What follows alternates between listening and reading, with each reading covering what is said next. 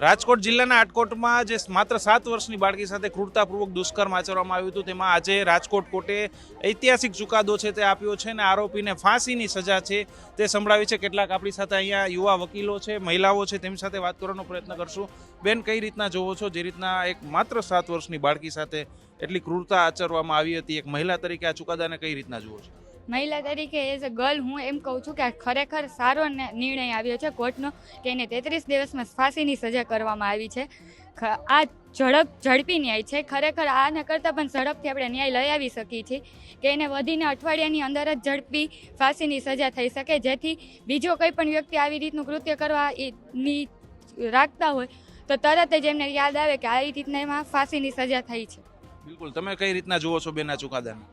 એક આ નિર્ણય સારો જ છે, કેમ કે આરોપીને 33 દિવસની અંદર ફાંસીની સજા જાહેર કરી છે અને આગળ કોઈ આવું વિચારશે બી ને આવું કૃત્ય કરતા કે જેથી આ નિર્ણય કોર્ટનો એક સારો છે. 33 દિવસની અંદર આરોપીને ફાંસીની સજા જાહેર કરી છે. તમે મહિલા પણ છો અને એમાં પણ વકીલ છો, ત્યારે આ પ્રકારનો ચુકાદો છે તે આવનારા સમયમાં કઈ રીતના જુઓ છો?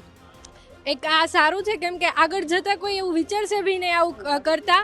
અને એક હું એવું બી કહીશ કે સ્કૂલમાંથી નાના બાળકોને સેલ્ફ ડિફેન્સના ક્લાસ આપવા જોઈએ, જેથી બાળકો બચી શકે આવા બનાવોથી. બિલકુલ, જે મહિલા વકીલો છે તેમનું કહેવું છે કે આ ઐતિહાસિક ચુકાદો છે, ખરેખર આ દાખલારૂપ સજા છે તે આપવામાં આવી છે ને તેને લઈને આવનારા સમયમાં જે આરોપીઓ છે આ પ્રકારનું કૃત્ય કરતા એકવાર વિચારશે તે પ્રકારનો ચુકાદો છે તે આપવામાં આવ્યો છે. અન્ય પણ મહિલા વકીલ છે, તેમની સાથે વાત કરવાનો પ્રયત્ન કરશું. બેન, શું કહેશો આવા ચુકાદાને કઈ રીતના જુઓ? પોલીસની સારી છે, કોર્ટની બી સારી કામગીરી છે, જે છે આમ આદમીઓને જાગૃતતા લાવવાની જરૂર છે. બેન, અત્યારે માત્ર 40 દિવસની અંદર ન્યાય આપવામાં આવ્યો છે. ફાંસીની કડકમાં કડક સજા જે આપણા ભારતીય ન્યાય સંહિતામાં કહી શકાય તે સજા સાંભળવામાં આવી છે, કઈ રીતના જુઓ? સજા બરોબર છે ને, ન્યાય મળ્યો છે, દીકરીને ન્યાય મળ્યો છે, પણ ખરેખર ન્યાય ક્યારે ત્વરિત મળ્યો? રાજકોટ કોર્ટનું કામ સારું છે, પોલીસનું કામ સારું છે. ખરેખર ન્યાય તો આપણા જેવા આમ આદમીઓએ આપવાની જરૂર છે. આપણે જો બીજી છોકરીઓને આપણી પોતાની છોકરી, પોતાની બેન એમ માનીને રક્ષણ કરશું ને તો જ આ ભારત દેશમાં સારું થશે. સરકાર બધી રીતે મદદ કરે છે, પોલીસ મદદ કરે છે, લોકો જાગૃત થશે, લોકો ગુનેગારને પકડવા, ગુનો બનતા પહેલાં અટકાવવાની જરૂર છે.